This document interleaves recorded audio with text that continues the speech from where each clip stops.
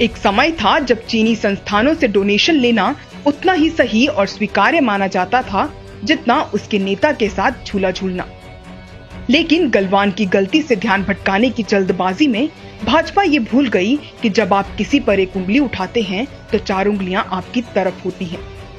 आइए आज आपको ऐसे कुछ तथ्यों से रूबरू कराते हैं जिसमें साफ हो जाएगा कि भाजपा से जुड़े लोगों को प्रत्यक्ष या अप्रत्यक्ष तौर पर चीन से कैसे फंडिंग मिलती है।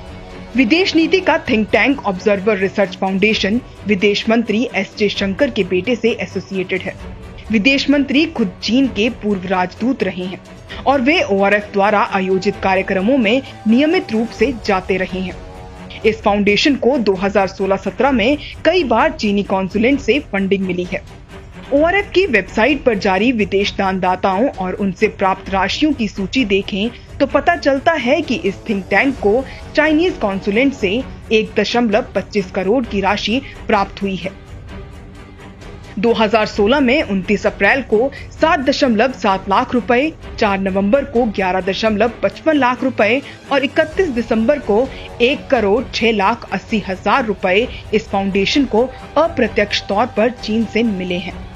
वहीं साल 2017 में इस फाउंडेशन को 50 लाख रुपए मिले हैं। एक दूसरा थिंक टैंक है विवेकानंद इंटरनेशनल फाउंडेशन। राष्ट्रीय सुरक्षा सलाहकार अजीत डोभाल इस फाउंडेशन के संस्थापक निदेशक हैं और आपको ये बताने की जरूरत नहीं है कि डोभाल की घनिष्ठता भाजपा और RSS के साथ कितनी है।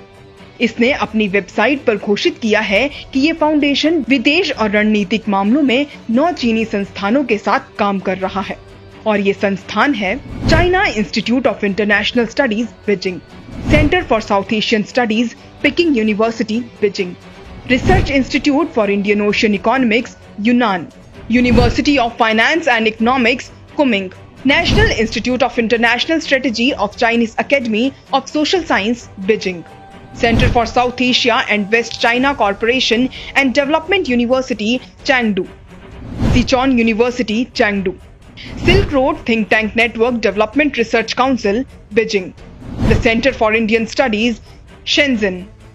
इतना ही नहीं, इन दोनों थिंक टैंकों के सदस्यों की सत्ता के सर्वोच्च स्थान नॉर्थ ब्लॉक और साउथ ब्लॉक तक सीधी और पर्याप्त पहुंच भी है।